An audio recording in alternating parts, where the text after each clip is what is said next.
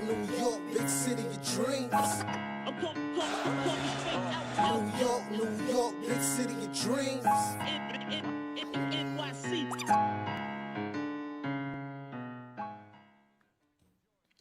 What's going on? This is Jay Ellis from Nick of Time Show. Here, give you that Knicks talk just in the nick of time. And it's time to talk about a preseason loss because the Knicks lose to the Celtics 131 to 106. The game was nasty, disgusting, basura. It was not a sight to behold. We had Julius Randle, who gave you 20 points, 10 rebounds. Pretty good from 3, 4, 6 from 3. RJ Barrett had a decent game. Some glimpses of greatness. Gives you 19 points and 7 rebounds. Mitch gives you 12 points and 11 rebounds, and everybody else was just gives you 19 points and 7 trash. Quentin Grimes was in for early foul trouble. Jalen Brunson gave you 12 points, 6 rebounds, and 5 assists, but only shot 3 of 12 from the field. DiVincenzo gave you 7 points, was a little shaky. McBride, Josh Hart, Evan, it was all bad. It was all bad. But we're gonna talk about a little bit of the glimpses, what could have been wrong, the good, the bad, and ugly. So let's just get to it. Before I get to it, I gotta introduce my guys. It's first, you already know what it is. It is the Latin assassin over here. What's going on, Lee Escobedo? What's going on, brothers? Glad to be back. Absolutely. And of course, you already know what it is. The man, the myth, the legend, the guy with the stats and the facts. Ryan G's in the building. Very upsetting way to end the preseason, but the Knicks have a week to get it together for the regular season to start the regular season. So, let's see what they do. Yeah, Lee, Ryan, this is supposed to be the dress rehearsal, and it feels like they weren't really dressed. They was kind of, I don't know. They needed some more work to do. Lee, I'm gonna start with you, and I'm gonna ask you what you thought of this game, and just give me your thoughts on the good, the bad, and the ugly. I've been mildly composed this offseason, summer league, preseason. These losses, and there have been many of them, have not worried me or changed my perception on what's going to happen this season. I'm still, actually, I haven't given my prediction. I'll give it now. I think about 53, 54 wins. Woo. The third, fourth seed. I think the third seed is very possible. I think we should be the third seed. Fourth seed is probably more likely, just based on trades I think will eventually happen, where Harden lands, what happens with Embiid. So this loss, the defense was, again, atrocious. Jordan Poole, here's Zawa making a little appearance. Jordan Poole has the green light to shoot as many times as he wants and as many low percentage shot as he can, and he does, and he did. And tonight he got lucky and was hot off the gate. So he was, as it happens against the Knicks many times throughout the last couple of decades, he almost hit career highs in scoring. There was a bright spots. I actually like the way Tom Thibodeau has coached these preseason games. He hasn't done his regular rotation or yanking of the bench or reinserting the starters when the defense gets bad, which will happen in the regular season. He won't let too long of a stretch go on before he substitutes out the guys who are not making the correct defensive rotations. Instead, he's playing extended minutes of Sims at the 4 or Evan Fournier, double-digit minutes and multiple shot attempts. Miles McBride got a lot of minutes at point guard. Thought he played some decent defense and looks way more comfortable and assured in his three-point shot and finishing around the rim. So those things you're not going to see in the regular season. He's going to have his tight 9-man rotation with IQ out. McBride was in, but we also saw Fournier and a lot of Hartenstein Sims playing together as well. So this a loss in preseason against the Washington Wizards doesn't concern me at all. This was the 10th game of the season. We started out 3-7. I'm concerned. But right now, I think it's just like you said, it's a dress rehearsal. But sometimes it's still amateur night. So I'll wait to see what happens on opening night to really make some more assessments. This is a really short preseason, and the schedule is really weird too. Us having a back-to-back preseason is pretty weird. So ideally, I feel like some stars would have played yesterday, but the fact that there was a back-to-back, they played 0 minutes yesterday. Then they played 28, 30 minutes today. And then they only played, 5 minutes one game, 10 minutes another game. In a shortened preseason, I'm not sure if it's enough time to really get into a good flow. when the starters were first playing, they looked like they were ready to go, right? But they only played 5 minutes. The thing about NBA games is even you, even me, or even you guys, like sometimes when you haven't played in a while, you're Jordan for 5 minutes, right? And after those 5 minutes, what happens is your body goes, I'm tired. I need air. And then that's when your conditioning as an athlete kicks in, and you're not as accurate. Your shots aren't as accurate. Your legs are rubbery when you're shooting, when you hit that 20 and 30-minute mark. And I kind of feel like that's might have what happened today with Jalen Brunson today, because Jalen Brunson is specifically, he looked a little out of sorts to me. But I don't know. I feel like this preseason schedule is weird, and I feel like we might need another game, man. To me, to work some things out. I don't know. What do you think, Ryan G? The Knicks played bad tonight, but I'm not overly concerned. It's preseason. I do want to say this though. Mitchell Robinson looks great. Yeah. Going into the regular season. He looks like he's in shape and he's ready to go. And I'm definitely hype about that. It looked like he definitely took his offseason workout seriously, and he's good to go going into the regular season. That's number one. Number two, I like the way Julius Randle looked in the first quarter. As the game went on, he didn't keep up the good play, but him going off in the first quarter is like typical Julius Randle. Mm-hmm. He knocked down like a couple of threes in a row, and then he also had that facial dunk on Muscala. Yeah, I kind of feel like it woke him up a little bit, but it bit us in the ass a little later. It's like, oh yeah, you gonna dunk on me? Here's 6 threes for your head. Hold that. Like it was weird, but yeah. Exactly. And I think like for me, like those were like the main two bright spots. Also, RJ Barrett as well. I like the way he played for the most part. And I think enough people don't give him credit for him using his right hand because if you watch the game, he's not straight lefty no more. He uses his right hand a lot of times too to drive to the basket and finish. He even finishes with his right hand now. So I don't think a lot of people give him enough credit for him actually working on his right hand and being able to go both ways as opposed to just going left when he just came to the NBA. No, I agree. If you look at RJ Barrett and you look at Jaylen Brown. And you want to say who's going to finish with both hands? I go RJ Barrett over Jaylen Brown. I'm just saying. I would too. I'm just saying. And ask Dukes McBride if he thinks the same thing, because he ripped Jaylen Brown a few times when he tried to go left. But I was going to say, especially in the playoffs. What'd you say? Exactly. Especially in the playoffs, I'll take RJ over Jaylen Brown, finishing with both hands. Got that shaky left hand in the playoffs. That Parkinson's left hand in the playoffs with Jaylen Brown.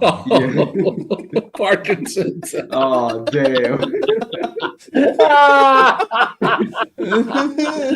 That was a knee joke. That kind of extra shaky, but defensively, the rotations were kind of off, especially with the bench unit. I feel like maybe with Fournier in there and McBride, it's not the usual 9-man rotation that Thibs uses, so maybe the rotations were a bit off as a result. I still think there's a concern with guarding bigs who can shoot the three. Yeah. Especially with the bench unit. And this is an early prediction, but I wouldn't be surprised. I won't be surprised because the way Leon Rose moves during the season, it seems like whenever the trade deadline comes, he always finds like that one extra piece that the Knicks could use to help bolster the team. And I won't be surprised if at the trade deadline, he goes after a wing, whoever that wing is that's available at the time, to kind of bolster the team a bit and to be able to guard those big wings that can shoot the three, because with the lack of size there, with Obi gone and Josh Hart taking that 4, it's going to be an issue, especially if the wing, who's like 6'7", 6'8", 6'9", can actually shoot the three and get in on a consistent basis. That's going to be an issue for the Knicks going into the season. But besides that, I'm not overly concerned. It's preseason. Thibs teams notoriously start off slow, so it takes a while for them to pick up steam. So I'm not overly concerned. The team has been together though, so I'm sorry. Go ahead, Lee. I think that's why you're seeing Sims play a lot of minutes at the 4. He's trying to see if he has a lateral quickness to guard on the perimeter, and I would say he absolutely does not. He doesn't cover as much ground either as Mitchell Robinson does, who is actually pretty efficient at covering threes, centers who can hit threes, way more than Hartenstein and Sims.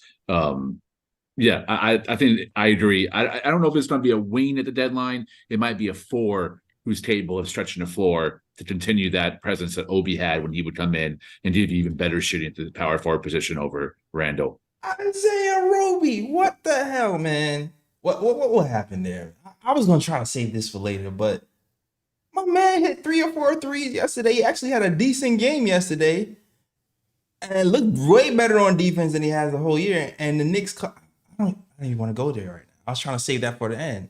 But when you said 4-second hit threes, I don't know. That was weird. That was a weird move. But you were right, Ryan. You were right, Ryan, about the 4s that can. Like I was having flashbacks of Kevin Love killing us when he was on the Cavs. Yeah. And the Wolves. And the Wolves, right? And the Heat, because Kevin Love was in the Heat. True. Oh man, We've talked about that. I was thinking flashbacks of that, and it's like, okay, my man Josh Hart is doing his best, using all his 6'4" to play defense, and he's just like, splash, I don't see you, bro, and that's gonna get annoying. What's also a little bit weird too, and I mentioned this the last show. Thibodeau has Josh Hart playing the 4, and he's using him as a playmaker at the 4 instead of using Hartenstein as a playmaker at the 5. It's so weird. I feel like it's backwards, because if you have Hartenstein playing the 5, it opens up the floor more for people. So I don't understand why he's going that direction. And it worked one game, but this game I felt like Josh Hart had a few weird turnovers trying to make plays at the top of the key, trying to be like a point forward, and I guess that's Tibbs trying to be innovative and do something different. But you already had something there with Hartenstein making plays at the top of the key at the 3-point line. So why not go with that? But that's weird to me. I noticed that too. I thought maybe it's because he had DiVincenzo and Hart sharing the floor, and he hoped maybe there would be some connection there if Hart was able to find DiVincenzo to get DiVincenzo going, because they're really going to depend on him as probably the second scorer along with RJ with the bench unit, and IQ too, but IQ would do more facilitating. So I don't know, maybe Hart was in there to like get DiVincenzo going and find him in his spots, playing off ball, catch and shoot on the 3-point line, but it didn't work. But it's also going to need more of a sample size to get that low consistency too. Like, is it worth the risk until we get it back to power forward? Shit, I don't know. Yeah, I agree with you. And to be fair, I see people, Josh Hart is too small to be back of power forward. To be fair too, Obi was getting cooked at the back of power forward by Kevin Love. It was happening before.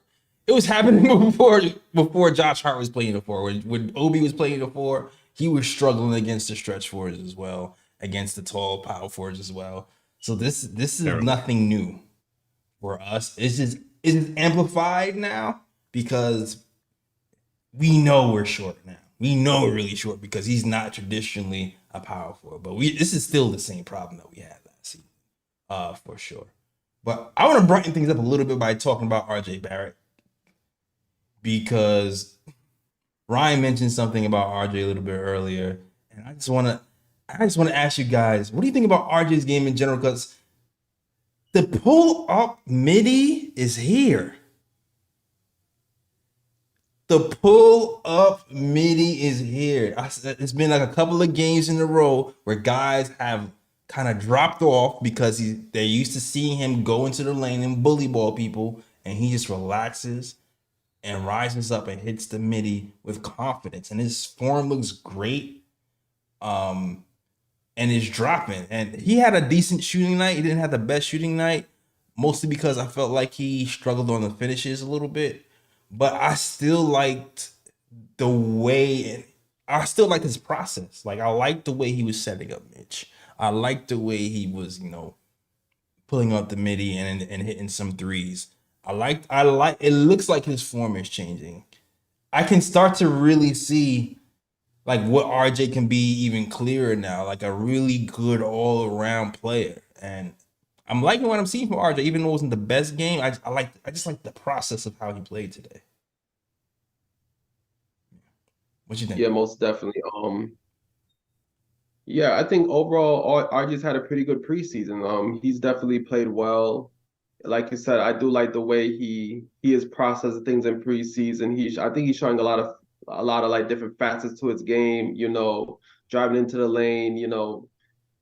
Throwing up a lob to Mitchell Robinson. The pull-up jump is definitely welcome as well because, if he starts knocking that pull-up jump on a consistent basis, that'll help him to get to the rim more often because now guys are going to have to play him close. He could just drive by them and finish, use his strength to finish at the rim. Like I said, like he uses both hands now. He's not just straight lefty, he's lefty and righty. So he can go either way to the basket. So I'm definitely proud of what I've seen from RJ so far. And I think RJ is really the key because you have Jalen Brunson, you have Julius Randle. If RJ Barrett can become that consistent third option, that consistent third threat, is gonna be a great addition to the Knicks, going forward. Ryan and Jay Ellis have always been under the assumption, we've debated this, that RJ has another level to hit. And I've argued against that what we're seeing right now, 19.5, 19.7 points per game is probably the peak of what he's capable of doing.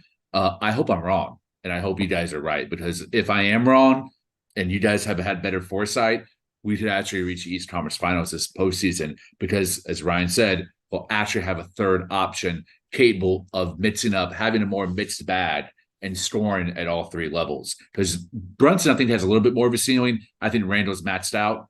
But if he gives you what he gives you in the regular season, in the playoffs, and Brunson's doing his thing, and you got RJ in there, it can say, don't even have to give me 40, 50, 40, 90. Just give me something that's a little bit, a tick above average at all three levels, and especially at the free throw line, which I think since the playoffs last season, we've seen a steady progression of RJ's confidence. And what I noticed this summer, he's working to really take high percentage shots, and his decision making is improving too. When he's driving to the basket, he's knowing when to kick out or when to actually put the pedal to the metal and hit the bucket with the left or the right. And he's making that decision quicker than he was. His instincts are getting better and more sharper. I think a lot of that has to do with continuity of playing with the same Canadian team for a long time. And now a pretty similar Knicks core for the last couple of years. So, man, I hope he keeps improving, and I hope I'm dead wrong. Yeah, his chemistry between him and Mitch has definitely been there. Beautiful. Since the beginning. And he's been there. He threw a nice little lob pass. He's doing wraparound passes to Mitch right now.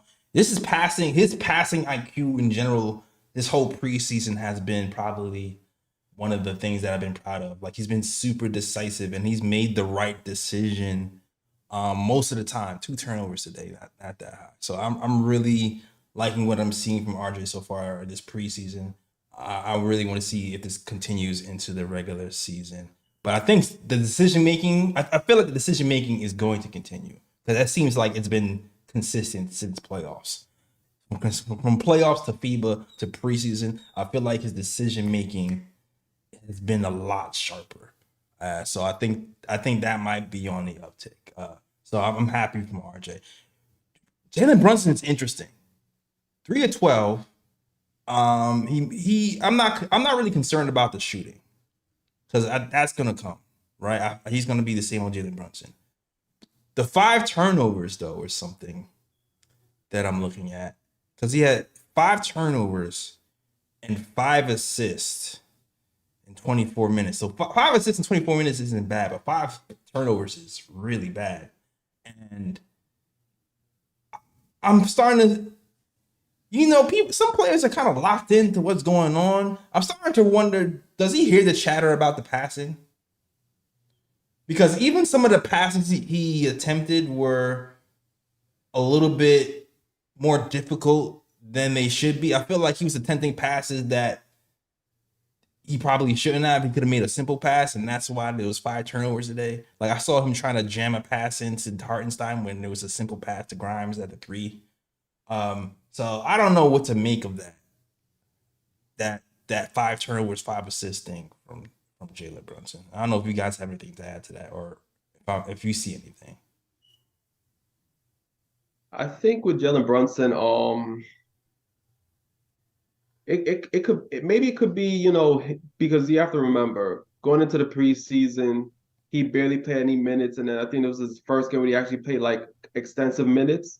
So I don't know if maybe, he's just trying to find his groove and get back into the game. It's just a bit of rust, or maybe, him just trying to get used to getting, playing more minutes and things of that nature. Even some of his decision making I found funny as well, especially like on one play.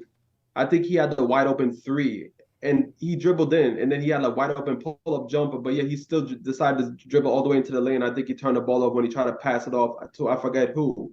So I think for me, I think it's just him probably, trying to get used to playing more minutes, trying to get his flow back. He might be like forcing a few things, or it could be just rust and him just trying to like get back into the flow of the game. Yeah, because like the old Jalen Brunson, he just pulled up. He's old, but yeah, he's trying to force. I'm not worried about it at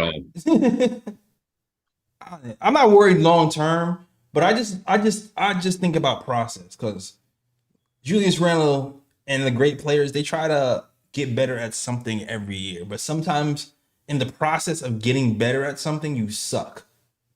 You know what I mean? Like, that's just the nature of the beast. You try something new, you suck, you get better, it gets refined, and now it looks like oh, you had all this natural talent all the time. Sometimes you just sucked through. You just sucked through everything and then you figured it out. So I'm just trying to figure out, like, is he trying something new right now with the forcing of the passes? Because usually he would just pull up for a jumper or just make it simple pass. I'm just trying to figure that out for myself. But I have whatever it is. I have a lot more faith in him than maybe anyone on the team, but he's going to figure it out. My concern lies with Quentin Grimes and Grimes' ability to assert himself when all the starters are playing. Wally made the comment during the telecast that he was able to knock down 7 threes and shoot a really high percentage and be the leading scorer when Brunson, Randle, and RJ weren't playing. But now that when he takes that, really the fifth option, because I feel like almost Mitch has more opportunities as a lob threat than even Grimes does as a catch and shoot option. Like I think he really struggles with assertiveness and finding his way in the flow of the offense, especially in the first quarter and especially with the starters. A little bit better when he's with the bench mob and IQ and Deuce, who know his tendencies a little bit better because they're playing with him in practice more. But I don't know. Grimes just needs to take the open shots that the game gives him and make better reads. Yeah, and he didn't do himself any favors today either, because he got into foul trouble very early. So it kind of took him out the game, and so he had to really sit for a long period of time until third quarter. But I agree with you, League, which kind of brings me to this conundrum. Grimes, like you said, when he's with the starters, he's not super aggressive. So do you consider having him run with the bench more? But then it's like that 9-man rotation was successful because RJ was running with the bench. You know what I mean? So if you take RJ out, put Grimes in that situation, and have Grimes run with the bench more so he can get looks, it can kind of derail RJ. So I don't know. Like, that's what I've been kind of mulling over in my head. What is the solution? Because there's just not enough basketball to go around. And you see with Jordan Poole, you see with other players, what happens when you go from one team where you're behind the pecking order, and then you go somewhere else where you have the green light. All of a sudden, you look like a whole different player. Like, there's a couple of players. I feel like Grimes and IQ in particular. You put them on another team, they could look like freaking superstars. Yep. But because of the pecking order here, they're not going to look that way. And it's not the team's fault. Actually, sometimes this is a mark of a good franchise, is to be able to recognize talent and stack it up like that, where you do kind of overlap each other. But I don't know, man. It might be tough trying to find creative ways to get Grimes to be more aggressive and find him minutes with a group where he can be the alpha of the group. I don't know. It's going to be tough. I don't think that can y'all still hear me? Sorry. Yeah, we can hear you. Unplug my camera. I don't think that's the coach's fault or the coach's decision on whether to move to the bench. To me, it's on Grimes. It's on Grimes to take advantage of the opportunities he's had, because Tibbs is not running pin downs for him. He's having Grimes be a part of the pin down for RJ or Brunson when they have small lineups out there. So he's not going to have like special play call or opportunities for off ball movement to get space and be open. He's going to have to find those opportunities himself. And when he has the ball and he's in isolation against a weaker defender, a slower defender, he's got to play bully ball and get to the basket and draw fouls. Only don't have a line shooting 3 free throws off a 3-point line foul that he had. That's not enough. But we saw him last year be a really serious threat, driving the basket and finishing around the rim. He's got to do that more. Even if his shot's off, get to the foul line, get in rhythm by shooting free throws. Take open threes when you got him in the corners. Like, he's one of our best corner shooters too from both sides. So he's got to take advantage of the opportunities he has. And I would prefer that rather than trying to tinker with the lineup, because you had a JLS. That 9-man rotation works for a reason, because RJ becomes a focal point. And when he's a focal point, he's dangerous. He collapses the defense and allows for shooters to be open on perimeter. Yeah, I agree, but that's the other part too. The other part too is the freaking coach said that they was gonna run plays for Grimes. I still haven't seen any plays for Grimes. Seen it. I haven't seen it. Yeah, me neither. Once again, bamboozled, hoodwinked, led astray. Where are the plays for Grimes? Where? Nowhere. You seen run off a screen? I'm picturing in my brain, Rip Hamilton from 3 with Grimes running around, bunch of screens, and he gets the ball and shoots it. Like, that's what I'm picturing in my head. I have not seen any of that. So part of that is the coach, and he had implemented some of that towards the end of the season and towards the playoffs. I felt like when he started to realize that, that Brunson was getting bogged down and everybody else couldn't shoot, that's when he started to run plays for Grimes out of more like desperation, like, well, we need to try something else because they're quadruple teaming Brunson.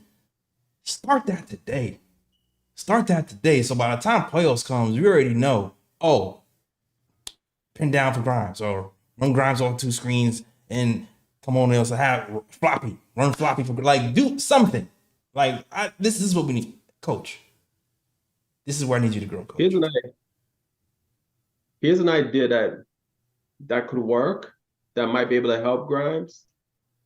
So, like, for example, you see, like, when the game just starts and how a lot of times they run a play from Mitch off a pick and roll and have Mitch roll into the basket, and RJ tosses up to Mitch, early in the game to get Mitch engaged. Mm-hmm. Maybe they need to do something similar for Grimes. Maybe, to start a game, maybe you don't just run, like you said, like run Grimes off of a screen, run him off of a pin down and have him take an early 3. Just an early play just to get him into the game. Yeah. And then maybe the Knicks do that. Maybe that could increase his confidence to where if he has other opportunities to shoot the ball and he's open, maybe he'll be more confident to take that shot because he took that early shot, whether it goes in or not, and that'll, get his confidence going. Yeah. And, he's an odd man out because RJ and Mitch, we've seen them have chemistry since RJ's first year in the NBA. He's always found Mitch better than anyone else and playmates with Mitch better than anyone else in a 2-man game. And Brunson and Randall were one of the highest used pick and roll duos last year. So Grimes doesn't have a partner in crime on offense with the starting unit. He's really out there as the 5th option, and he's out there only when he's the most wide open person. If the Nets even have any ball rotation, I saw more ball rotations tonight than I even saw in the playoffs, which was a good sign. People just weren't hitting shots, but if that's not happening and he's just stuck on an island, it's very rare that 1, plays aren't going to be called for him, and 2, he's not going to be the person that is the second, third option on a play. So when he's open and he catches, he's got to shoot. Just shoot that thing. See what happens. Use what you was using. You was working with JJ Redick for a reason. Use what you was using when you was practicing with JJ Redick. And did you see like the attention? The one time when he was in the game and he had like a little bit of movement, 2 wizards collapsed on him. 2. Yeah. At the 3-point line. We not using this weapon correctly. Like, we got our whole bazooka in the back and it's collecting dust, chilling. Like, we gotta use our weapons. Like, we gotta use our weapons. Man, speaking of unused weapons, Dante DiVincenzo. It's funny because I'm gonna talk about IQ in a minute because I got a conspiracy. I have a conspiracy theory about IQ. I was thinking about it yesterday, but today made it super fishy. But Dante DiVincenzo, I people were, people were like, you know what? He's a playmaker. He can play some point guard sometimes. He's having a rough time setting up plays for other people. And I'm starting to realize he jumps up in the air before every time he passes the ball. And and I feel like it's the sole basis for his turnovers. So I'm a little worried about his playmaking here. I think the shooting is going to turn around, but I don't know. It seems like the defense is there. Defense is definitely ahead of the offense, but it seems like there's still some work to be done. You know what I mean? So, guy, I don't know. What do you guys think of Dante DiVincenzo so far and his performance tonight? I think it's been mediocre so far. I'm not upset about it. He's also acclimated to 10 new teammates.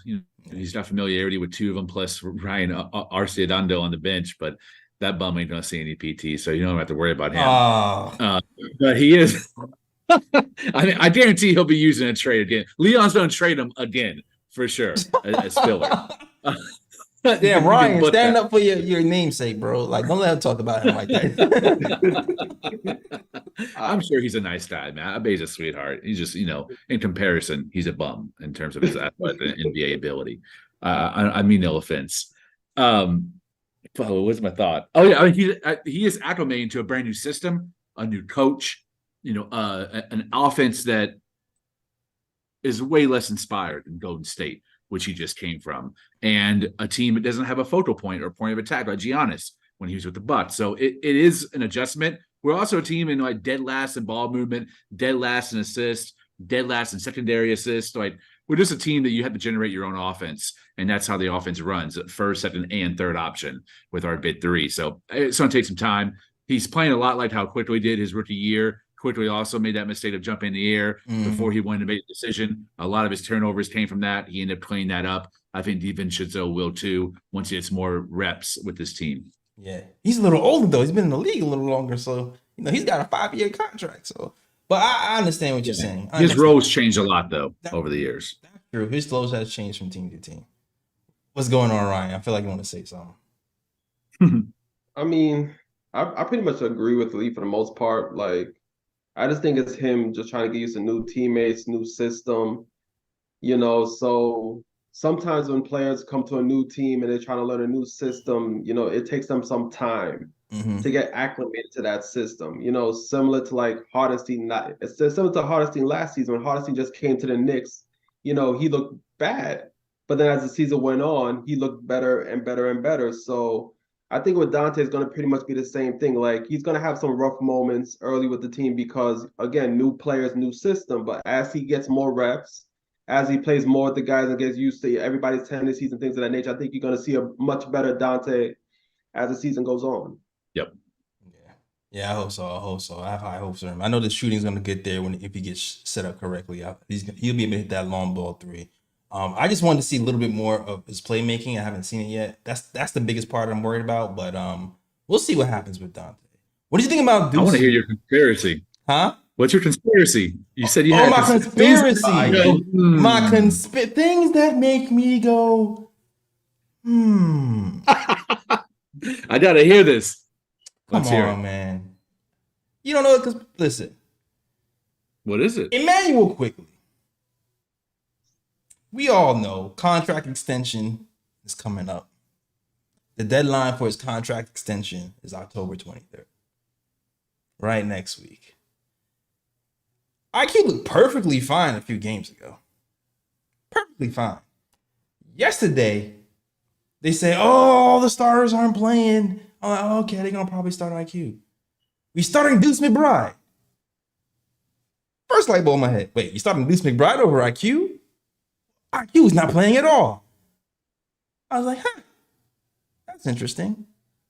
Things that make you go, But I wasn't going to say anything because you know what? There's a back-to-back. So maybe there's some weird, he's not going to play today, but he's going to play in the back-to-back. Tom Thibodeau comes up on the platform. Oh, what's wrong with IQ? He's nicked up.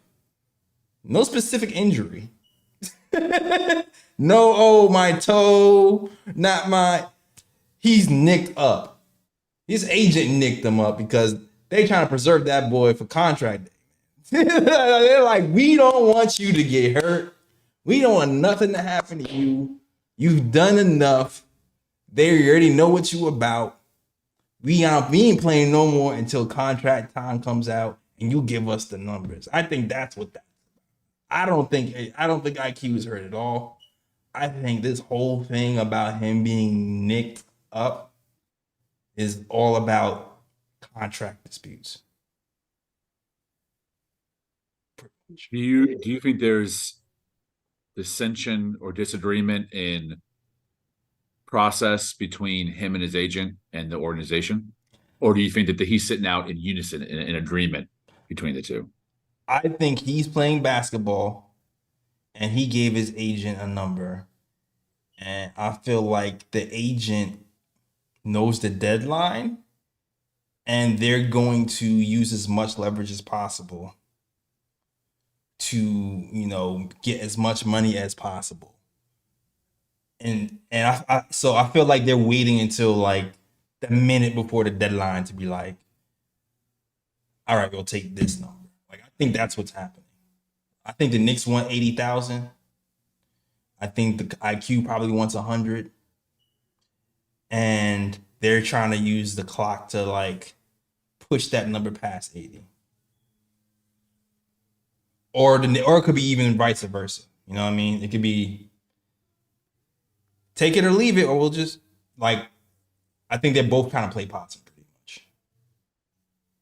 Or another option would, or another reason why it could be, maybe the Knicks want to see what they have in McBride, because they might be considering trading IQ and not paying him the money to see if they can bring in another viable piece that may help the team going forward. So that could be a case as well. That's also something that could be going on. Ooh, I gotta respond to this. I bet everyone's really happy that I'm not saying fire Tibbs and that I'm not calling Julius Randle a bum and hating on Knicks related things. I've been a lot more positive, I think, in the last calendar year, and I plan on staying that way. If the organization botches this and IQ either leaves in free agency as a restricted free agent or is traded for a non-superstar, so not an Embiid or a Luka or a Giannis, but a Paul George, Zach LaVine, Karl-Anthony Towns, I'm going to be furious. I think the Lightning fans will, and I think it will be rightly so and deserved, the way that first they botched the Obi Toppin development and trade value, getting 2 second-round picks, and then if IQ is flipped, and instead of paying him a solid organic player you got to the draft and then cultivate, developed, and watch blossom, and you lose him in a package for a player who's not even better than Julius Randle, my opinion of Leon Rose will change dramatically. And I really hope it doesn't happen because I love the job Leon's done. I've been way more of a fan than I have been a hater, but you already botched Obi. Botched Quickley too. I'm off the bandwagon. I would agree with you. To me, that would be definitely seen as a failure because to me, when it comes to the guys who's developed, he's one of the guys who I say he's come a long way and has been developing in the right direction. And to get a lesser value for him as well would really, really suck. It would really, really suck. So I agree with you, Lee. I'll be pissed off. To me, the next move is still the most important. So you can still piss me off in that regard and then make it up. Like, let's say we don't sign him, but then we end up flipping him for like a couple of firsts or a first or something, and that's used in the package for like a star, then, you know, it is what it is at that point. He's still kind of used for good or better. There's no way I can't see him being used for second round picks. Like, that's not even happening. His value is bigger than a second round pick. It's a 6 man of the year candidate that is going to be a first somewhere involved. But yeah, that first better be used for Embiid or Giannis. If it's used for Cat or Paul George, I would throw up if it was used for Cat. Garbage, trash. I would throw up if it was used for Cat. Trash. Paul George. Paul Or George, is Elite? I would cringe, but I would hold my breath because of what Paul George is when he's healthy. But it's like, how often has he been healthy? You know what I mean? Like, Yeah, Outside that's of Brunson and Randall, I think IQ has the highest ceiling on a team. That's just my personal opinion for what I've seen. I think he has the third highest potential. yeah, I feel like it can go a lot of different ways, man. I feel like IQ is in the race. I feel like Grimes is in the race. Um, I feel like there's a few possibilities, but I feel like IQ and Grimes, they have different games.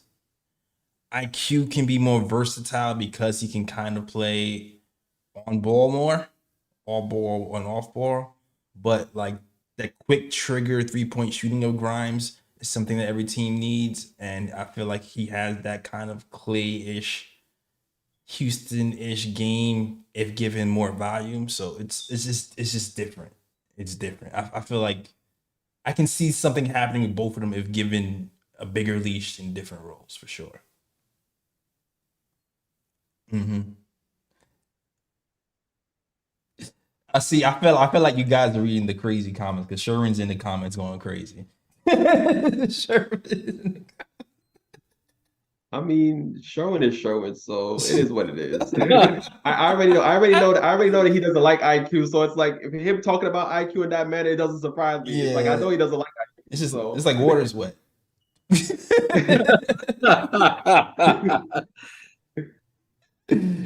It's like water's wet, but that's the way I see it. But Ryan, yeah, I see you, man. I see you. Maybe they really want to get a longer look at Deuce McBride too, as well, to see where he's at. And which brings us to Deuce McBride.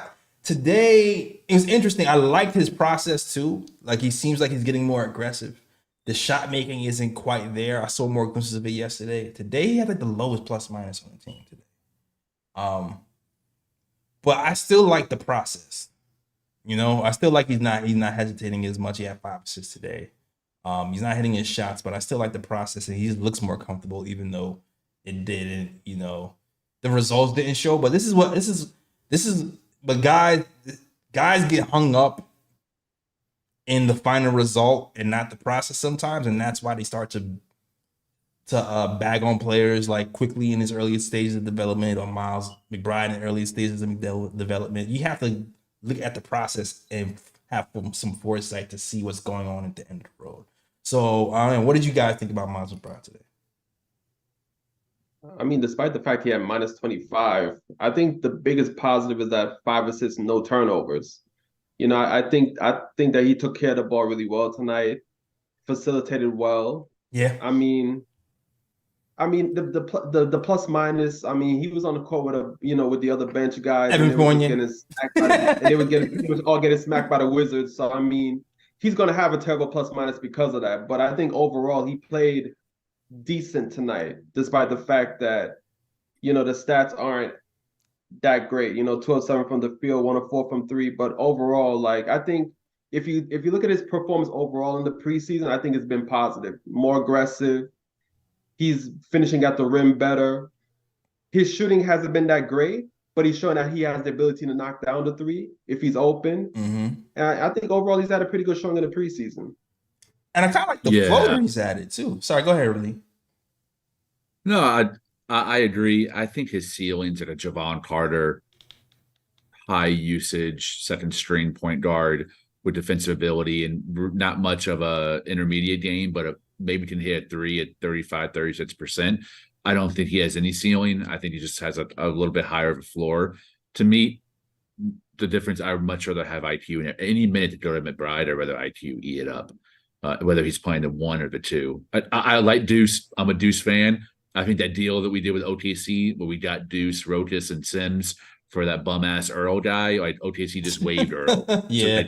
So they just trade him, and I have a feeling that Houston's probably going to waive him once they realize that he can't do anything more than what I can do if I had the same height and physical ability. Like the lateral jump can be measured in half an inch.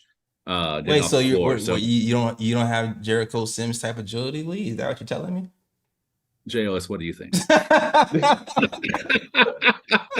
I do have to have smoked a blunt and I'm wasting on 40-ounce malt liquor. You know, you get me a try jump off a roof. I guess I have a higher vertical leap. There's plenty of blunt smoking NBA players with like a 40-inch vert. All right, that doesn't mean anything. All right, we running a 6.240. Oh man, Eddie Curry was athletic and he was big. All right.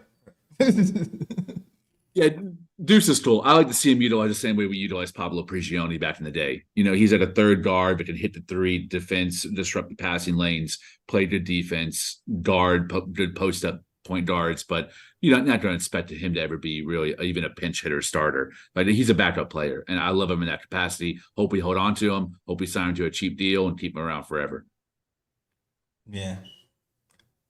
Now, I mean, I agree. I agree so far. Like, I don't like to put any ceilings on young players. I like to see them develop. But from what I see right now, I'm not sure if he's starting caliber. But I do like his aggressiveness. I feel like Deuce starting really depends on the accuracy of his jump shot. His jump shot, really. Like, I really feel like it hinges on that because he's a great defender. But you know, he's gonna have problems when he's switching on these longer guys, for sure. And it's like he's gonna have problems kind of finishing around the rim. But if he adds a floater, like he seems like he's starting to do, and then hits from three, and then plays defense, I think he can carve out a role in this team with this team and in this league. And I think he'll be okay. All right. But yeah, I don't know if is there anything else on you guys' heart? Because I feel like we talked about everybody important that I really wanted to talk about. We're gonna be okay, man. It's a preseason game against the Washington Wizards on a lonely Wednesday night, or at least I'm lonely. I don't think there's any great. I don't think there's anything to take from this game. It is what it is. You know, I don't think it's going to have any dictation toward how the season's going to go. Sorry, I have a loose wire on my camera. I apologize. I didn't borrow Ryan's laptop for the night. It's right. Damn. Your laptop would be shutting off. That's the only thing. Yeah, man, it's going to be all right. I think Tibbs will have that rotation short. We won't see Evan Fournier's bald ass on the court anymore. Thank goodness. Trade him immediately for a third-round pick. I think this rotation is going to be tight and efficient, and I just want DiVincenzo and Hart to really find their role, whether that's at the 4, the 3, the 2, just find the best position for them to be able to give the diverse skill set they have as playmakers, rebounders, you know, playing the passing lanes and scoring at the 3 and at the hoop. Yeah. Isaiah Roby, man, I'm still mad about that. I don't understand. I guess that means Jacob Toppin made the team.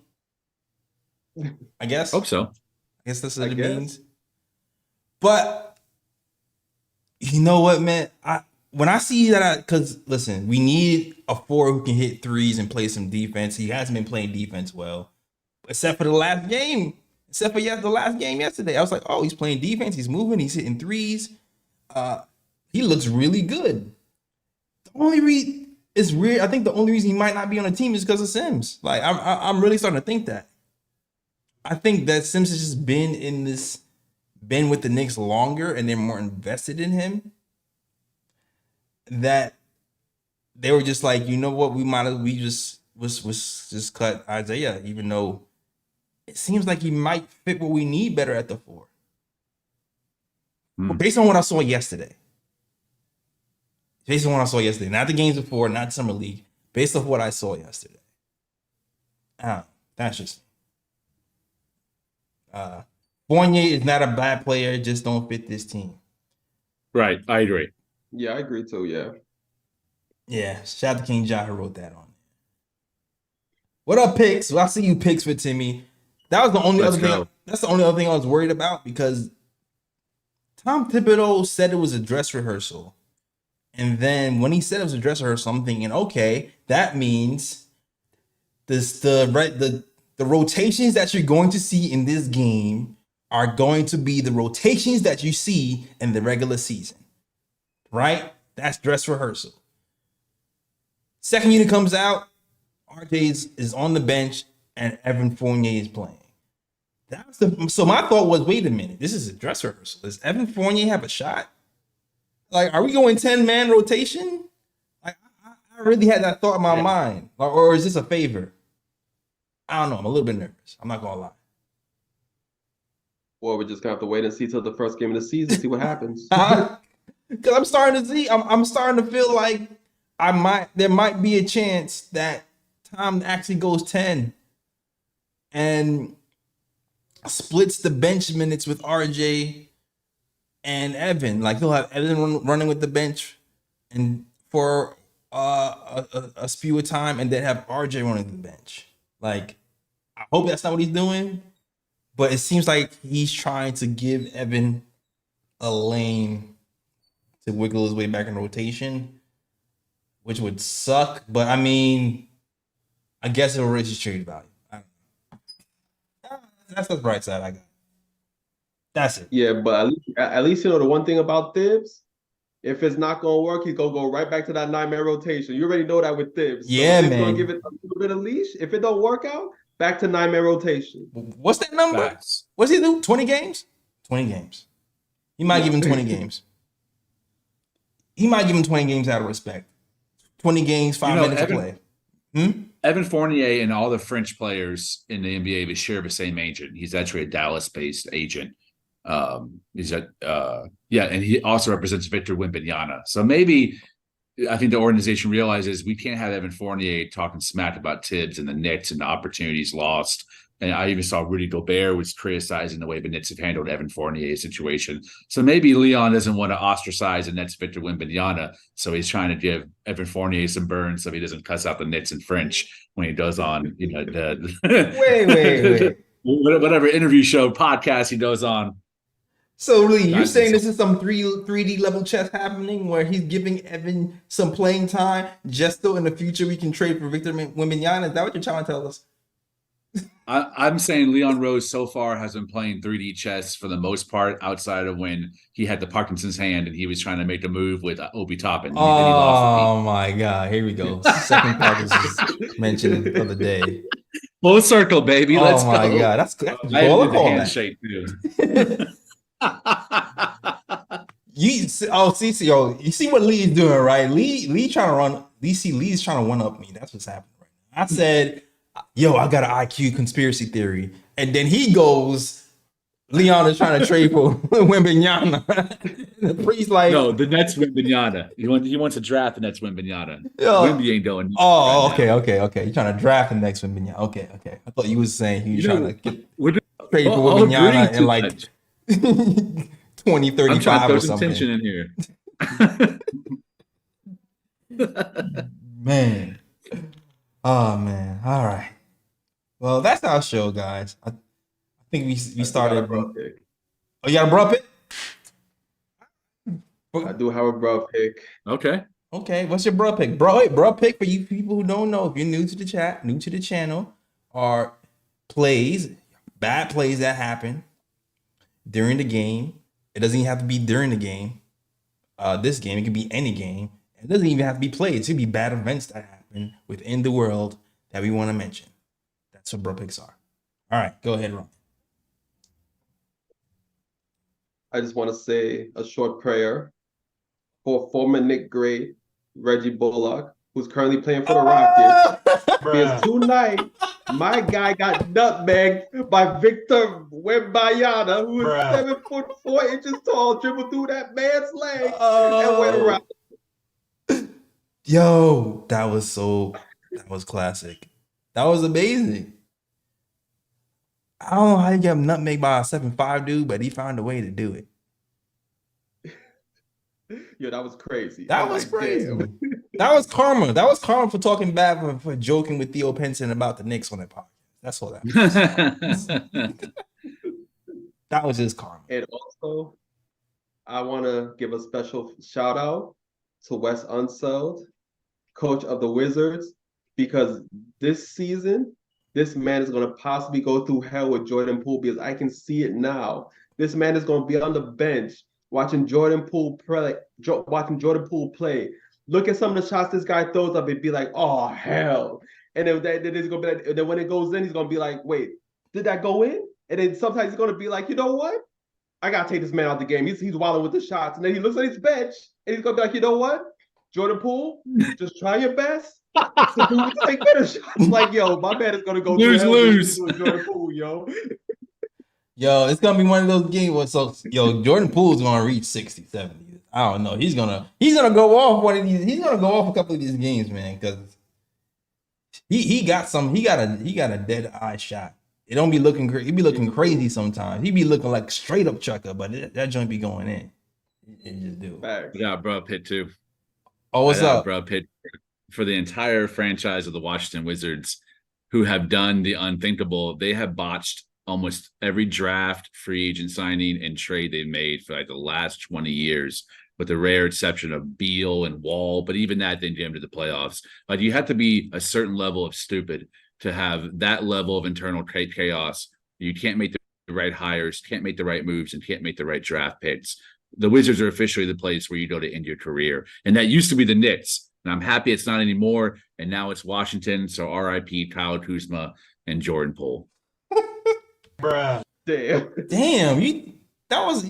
okay. Yo, Lee, we be like, yo, Lee gives a bro. Lee roast people. That was a eulogy, Lee. That was a eulogy. That wasn't even a bro pick. That was a eulogy. I mean, when's the last time the Wizards were fun to watch? Gilbert Arenas era, late 2000s, Jameson, Deshaun Stevenson, Andre Bloch. Even that was a what, first round knockoff team? Like, they've just been so bad for so long. That was like what, it's 2008 or something? What was that? Yeah. I think they won one championship back in the 70s or what, Wes Unseld, and after that it has been dogged, like for 40 years. That's unbelievable. Like, if you're a Wizards fan, man, like, first of all, you have to live in Washington, D.C. with all the corrupt ass politicians, carpetbaggers, and scoundrels. Like, and you have to root for the Wizards. Yeah. I guess at least we have Mia Khalifa. Nah, that's crazy. It is crazy because we complain about trading Obi for second round picks. They traded Bill for second round picks. Yeah. Like, they literally traded Bill for like 6 second round picks. I think they got pick swaps, but you got pick swaps, my guy. You didn't even get like extra first. You got pick swaps. Yeah.